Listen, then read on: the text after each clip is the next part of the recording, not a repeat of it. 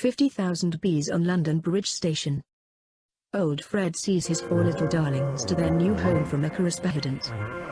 The chain of events which led me to become a beekeeper started some 50 miles away from Arborne, on the borders of Surrey and London. Down in Kent 6 hives of bees came onto the market with the retirement of old Fred. He was over 80, and even at that age could scarcely bear to be parted from his little darlings, but his landlady 11 was firm. He was too old to be messing around with those bees, so either they went or Fred found another place to live, and Fred was pretty comfortable where he was. He found local buyers for 5 of his 6 colonies. This pleased him, for not only could he keep an eye on them but he would not go short of honey in the good seasons. A birthday gift. Been caned onto Charing Cross before I could delay that hurrying throng for such an incongruous item of luggage, or livestock, or whatever. Classification: British Railways may allot to a hive of bees. For a few moments I felt that even old Fred would be defeated by the manumission which gets the London businessman to his office, but the luggage trolley arrived just as the engine, very fussily, started to emit jets of steam, as though anxious to be on its way. For a while the 6th hive worried him, but, once my wife heard about it, through an uncle who had visited Fred, the matter was settled. It was most suitable that our acre of garden should accommodate bees, and, lest there should be hesitations or demurrings on my part, my wife decided that the bees should constitute a birthday present to me. There have been birthday gifts which were more enthusiastically received, but 50,000 gift bees cannot be looked in the mouths. The mysterious rites which I had witnessed as a child, my father kept bees, came back to convince me that I must brush up my know-how. I bought a book on the subject and studied it carefully. It told a fascinating story, and, by the end of a week, one felt that I had learned enough of the jargon to satisfy old Fred that his little darlings would be in safe hands. Still, I was relieved to learn that the old man meant to travel with his bees and see them installed properly before he left. Settling them in, he invited himself for a week's stay with us so that I might be fully instructed in the care of my new family.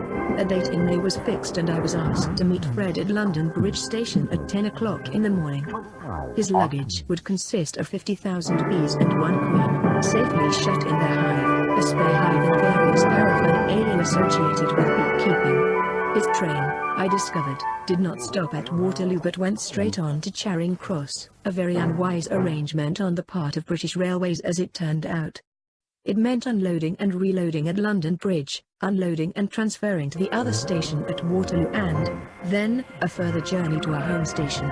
London Bridge Station in the middle of the morning business rush is not easily associated with such rusticity as hives of bees, but old Fred was quite unperturbed. Disdaining to take under his notice that section of London's business community which travelled on his train, he hailed a porter, ordered a large, 4-wheel trolley, and told the porter to look sharp as the bees couldn't wait all day. They had worked till I kept well in the background. Left to me, I am certain that the bee would have platform stampede first. The empty hive was lifted onto the trolley, followed by the full one, with Fred issuing instructions to the porter and beseeching him to move warily. The porter paid little heed. He had probably never seen a hive of bees at close quarters before. He was far more concerned that the 10.4 should get away on time, till he saw half a dozen bees escaping from a corner of the hive, where he had sufficiently disarranged it to cause a small aperture. With a cry of alarm, he knew all about live bees, buzzing in flight. He leapt from the trolley and left Fred and me in charge. His try was instantly taken up. There was a minor stampede of striped pants and black coats down the platform. Vanished windows were hastily closed as heads were withdrawn, and the engine driver, who had watched from his cab the disembarkation of the bees, gave 2 hasty toots on his whistle and, I swear it, without waiting for the guards' flag or porters to raise their arms in the right of way, pulled out of harm's way. Fred and I, together with 49.994 hired bees and 6 free ones, were left in isolation on the platform. It was now old Fred's turn to he put out. 6 of his little darlings had escaped to die. They would never regain their haven, would circle aimlessly in that barren wilderness till they perished. In the event only 4 were lost, for, mirrorly, lousily it seemed to me. 2 came back to the hive within a minute or so and were recaptured and popped into the empty hive by the old man with his bare hands. A royal progress. Fred and I were allowed to load our bees onto the Waterloo train. Evidently the Nation staff had decided to declare them black, and no objection was offered to our travelling in the van with the hives. Word of our coming seemed to have preceded us at Waterloo. Once again, we unloaded our hives and then we were hitched onto the very end of a long luggage trolley train, with a little tractor in front, and towed out of the station and across the road, while a majestic policeman held up all the traffic.